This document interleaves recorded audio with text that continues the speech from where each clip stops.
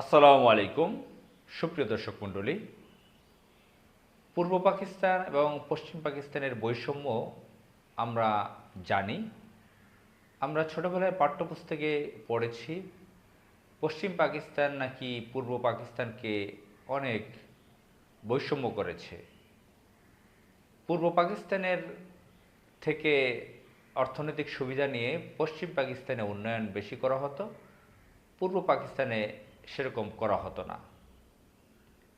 এই বৈষম্য নিয়ে আমরা ছোটবেলায় বহু বক্তৃতা শুনেছি, বহু টেলিভিশন আলোচনা শুনেছি, সিনেমা নাটক দেখেছি এবং আমরা পাঠ্যপুস্তকে পর্যন্ত পড়েছি।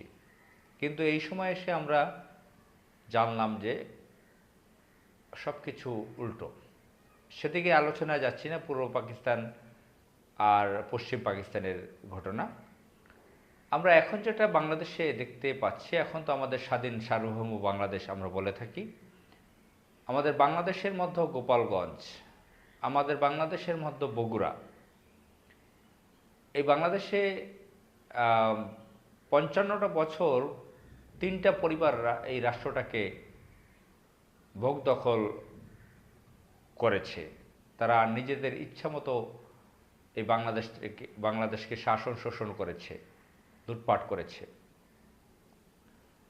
জিয়াউর রহমানের নাম ব্যবহার করে বাম রাম আওয়ামী আদর্শের বহু লোকেরা লুটপাট করেছে। তার নামকে সাইনবোর্ড ব্যবহার করে রাজনীতি করে এমপি মন্ত্রী হয়ে, এবং এই পরিবারের লোকজন, তার স্ত্রী অনেকবার প্রধানমন্ত্রী ছিলেন, খালেদা জিয়া, তারেক রহমান এখন প্রধানমন্ত্রী, এবং এরশাদ ছিল, এবং শেখ হাসিনা, শেখ মুজিব, তারা ক্ষমতায় ছিল অনেকবার অবৈধভাবে। তো যেটা আমরা দেখেছি যে 15.5 বছরের কথা যদি দেখি, হাসিনা বলা হয় তাকে ফ্যাসিস্ট আমল 15.5 বছর। এই 15.5 বছরে গোপালগঞ্জে যে উন্নয়ন হয়েছে বাকি 63টা জেলায় অতটা উন্নয়ন হয় নাই।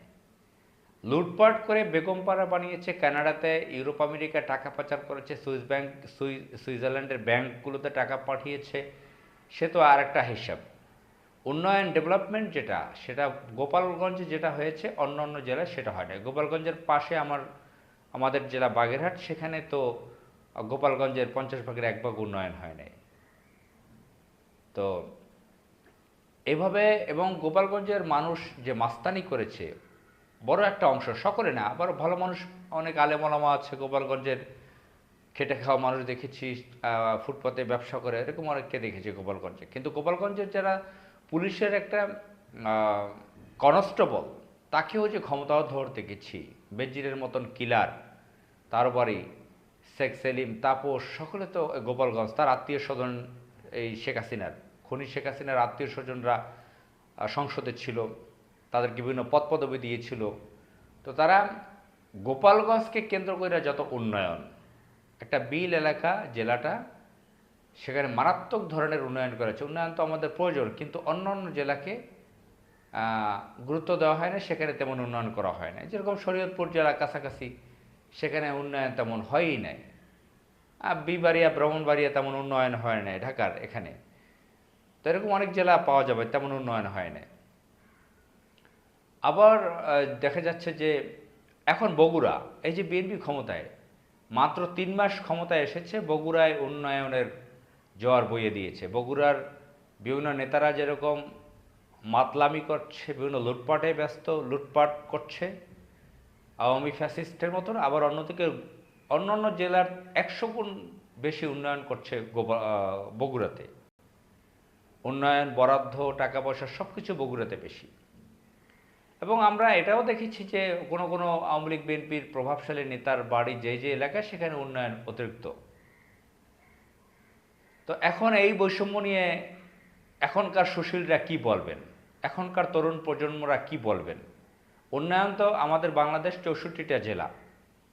এখন আওয়ামী লীগ ক্ষমতায় থাকলে গোপালগঞ্জে উন্নয়ন, অতিরিক্ত উন্নয়ন হবে, বেশি উন্নয়ন হবে। বিএনপি ক্ষমতায় থাকলে বগুড়ায় অতিরিক্ত উন্নয়ন হবে, অন্য অন্য জেলায় তেমন হবে না। আবার বিরোধী দলের এমপিদের এলাকায় হবে না, সরকারি দলের এমপিদের এলাকায় হবে উন্নয়ন। এই বৈষম্যর জন্য কি বাংলাদেশের জন্ম হয়েছিল? এখনকার সুশীলরা, এখনকার তরুণ প্রজন্ম এই বিষয়ে কি বলবে? আসসালামু আলাইকুম।